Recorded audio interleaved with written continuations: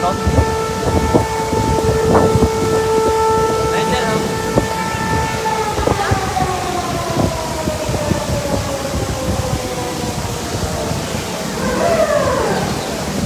Yung narinig nyo kanina na tunog ng wangwang, hudyat po yung narinig ninyong wangwang kanina lang na itinaas na po ang ikalawang alarma sa Marikina River. Magandang gabi po. Ako po si Brian Basa. We're coming to you live from the Marikina River Park. But at this point, honestly, hindi na po namin makita itong river park dahil hindi po malalaman ngayon kung nasaan yung park at kung nasaan ang ilog. At this point, lubog na po yung barikada na naghihiwalay sa park at sa mismong Marikina River. Kanina po, dito kami nakatayo nung live report namin sa Frontline Pilipinas. Pero nakikita nyo sa mga oras na ito, pati ito, pinapasok na rin po ng tubig or umaapaw na yung tubig mula sa ilog dito. Ganyan na po kataas ang antas ng tubig.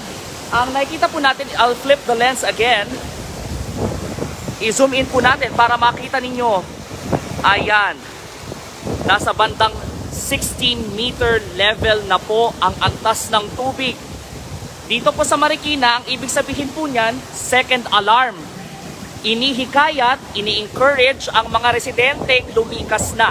Lalo na po yung mga nakatira malapit sa ilog at sa mga mabababang lugar.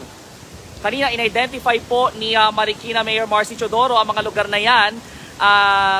Earlier, he initiated or he ordered preemptive evacuation sa mga barangay tulad ng Tumana, Nangka, Tanyong at Malanday. But at this point, dahil po nag-reach na yung 16-meter level at nagpatunog ng wangwang kanina, citywide na po ang encouragement to evacuate lahat ng Marikenyo. At sa mga oras na ito, pasensya na, maririnig nyo yung pag-ihip ng hangin, napakalakas na paghampas ng hangin.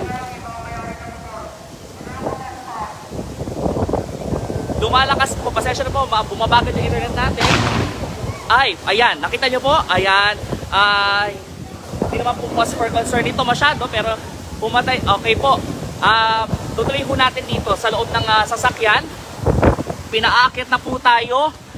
Pinakit na po tayo kasi dahil second alarm na, risky na dito dun sa tinayuan natin kanina sa ating live report sa Frontline Pilipinas. At sige, i-flip natin ulit. Ayan, yan po yung nakikita natin ngayon. Ito yung view natin ngayon. Ganyan pong kalakas yung ulan. Naaninag nyo po ba yung punong yon sa malayo? Medyo hindi na natin maano kasi yung patak ho ng ulan medyo intense, ano? Pero kung makikita nyo ho yung nakikita ko, kita ho yung hampas ng hangin. Pag titingnan nyo yung mga dahon, ayan. Sa mga nagtataka ho, bakit kaya ganito kalala yung pag-apaw ng tubig? Oh, sige, so yung ating magiting na crew na kasama ko ngayon ay ayan, sila lang po ay aatras lamang, ano? So ito nakikita ninyo na tubig, hindi lang po yan galing sa tubig ulan dito sa Marikina City.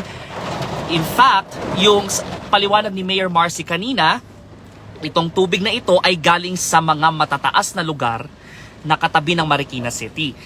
So Rizal, for example, di ba? Antipolo City also. Pag umuulan daw sa mga matataas na lugar at mabagal na naman po ang internet natin, pasensya na po, please bear with us. Medyo talagang intense lang po yung ulan sa oras. Ayan. Ayan. So, nakita niyo po yan. Maanggi po yung ulan talaga.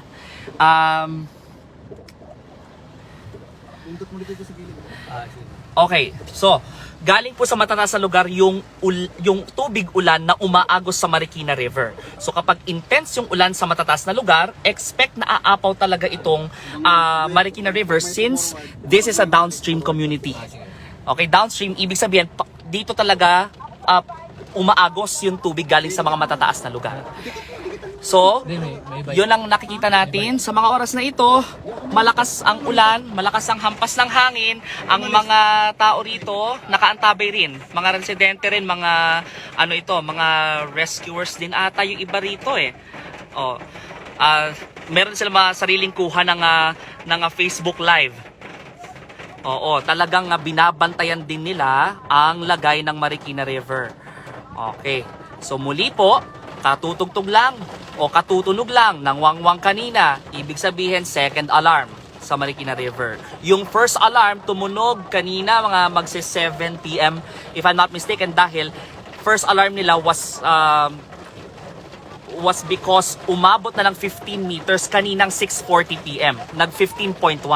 So ngayon, mga few minutes ago, sa mga mabilis, yung sa mga unang nakapanood ng live stream na ito, baka na-catch niyo yung wangwang, second alarm na.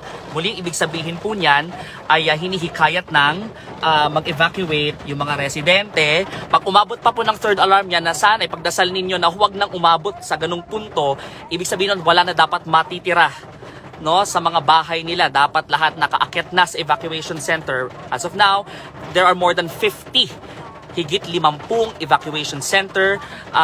Nakabantay ang pamahalaan ng Marikina City para matiyak na marami silang maa-accommodate na residente at marami silang mahihikayat na lumikas dahil nga sa masungit na panahong dulot ng Bagyong Christine.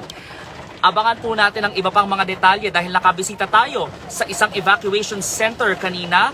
Kinumusta natin ang lagay ng mga kapatid natin doon. Abangan ang detalye. Alamin kung ano ang kanilang mga sentimiento. Mamaya po, live sa Frontline Tonight. Mamayang 10:45 PM.